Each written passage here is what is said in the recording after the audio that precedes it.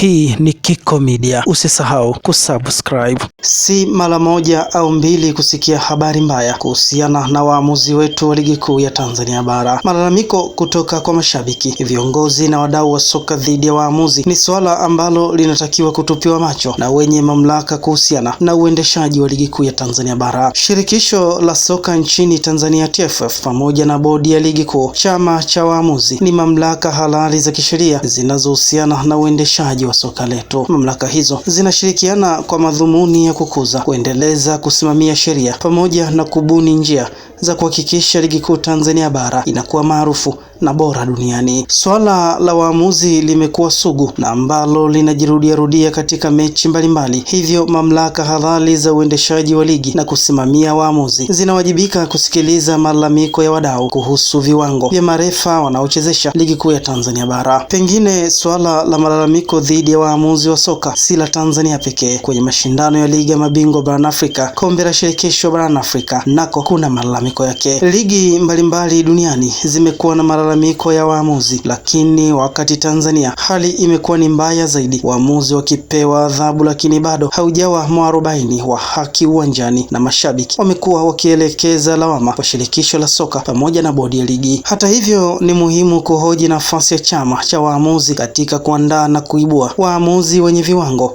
pamoja na kuimarisha wale waliopo. Kuboresha uamuzi wa mpira wa miguu nchini Tanzania unahitaji mbinu jumuishi zinazolenga kuimarisha uwezo wa kiufundi, maadili na matumizi ya teknolojia ili kutoa uamuzi sahihi uwanjani. Hatua hizi zitasaidia kupunguza malalamiko kutoka kwa mashabiki na kuongeza hadhi ya soka letu la Tanzania. Hapa kuna mambo 7 ya kufanya ili kuboresha kazi ya uamuzi katika ligi yetu ya Tanzania. Moja ni kujiuliza, je, wale wanaowafundisha waamuzi wetu wamekidhi vigezo kwa namna gani? Malalamiko mengi yamekuwa yakielekezwa kwa waamuzi pekee, lakini kuna haja ya kutazama wale wanaotoa elimu hiyo. Je, wanakidhi vigezo vya kutoa elimu hiyo? Au kama wanakidhi, je, wamepata nafasi yoyote ya kujiendeleza kwa ajili ya kunoa taaluma zao? Au kutokana na malalamiko ya muda mrefu, basi kuna haja ya kuangalia walimu wa waamuzi. Inawezekana kuna shida ambayo inaanzia hapo tu. Jambo la pili la kuwafanya waamuzi wetu kuwa bora ni kuwapa mafunzo endelevu ya sheria. Namba 17, kutoa semina na washa za mara kwa mara kuhusu mabadiliko ya sheria za soka kutoka FIFA, CAF ili kuendana na wakati. Semina za waamuzi wa mpira nchini Tanzania hulenga kuboresha uelewa wa sheria namba 17 za mchezo, matumizi ya teknolojia ya VAR na kudumisha uadilifu. Mafunzo haya huendeshwa na TFF yakihusisha mbinu za usimamizi wa mechi,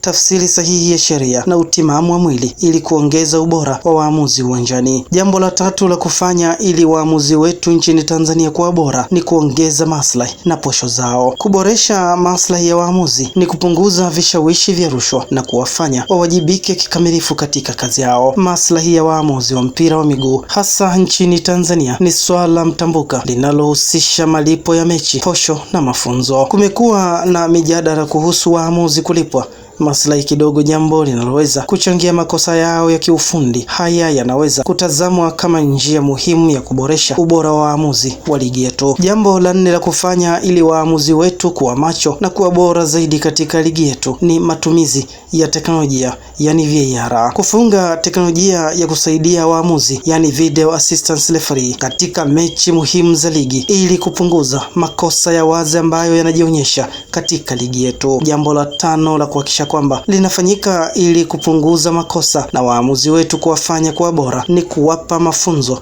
ya kisaikolojia. Kutoa mafunzo ya kisaikolojia ni kuwajengea uwezo wa kuhimili presha kubwa kutoka kwa mashabiki na wachezaji. Mafunzo ya kisaikolojia kwa waamuzi wa mpira ni muhimu ili kujenga utulivu, kujiamini na usahihi wa maamuzi chini ya shinikizo la mashabiki pamoja na wachezaji. Mafunzo haya huzingatia udhibiti wa hisia, umakini wa akili, usimamizi wa migogoro na kuzuia makosa ya kisaikolojia. 6 ni uwekezaji wa waamuzi chipkizi. Kuanzisha programu maalum za kuibua na kulea vipaji vya waamuzi vijana. Uwekezaji wa waamuzi chipkizi wa mpira nchini Tanzania utasaidia kuinua kiwango cha uongozi wa michezo kwa kutoa mafunzo ya kisasa kama vile kozi ya FIFA, mazoezi ya vitendo na fursa za kusimamia mashindano ya vijana. Juhudi hizi huimarisha weledi, uelewa, sheria mpya na kuandaa waamuzi wa kimataifa. 7 ni kuwapeleka waamuzi nje kusoma. Kuwapeleka waamuzi nje ya nchi kupata mafunzo ni mkakati muhimu kuinua kiwango cha waamuzi, uelewa wa teknolojia mpya ya VAR na kupunguza makosa mbalimbali. Hatua hii mara nyingi huhusisha shirikisho la mpira wa miguu nchini TFF,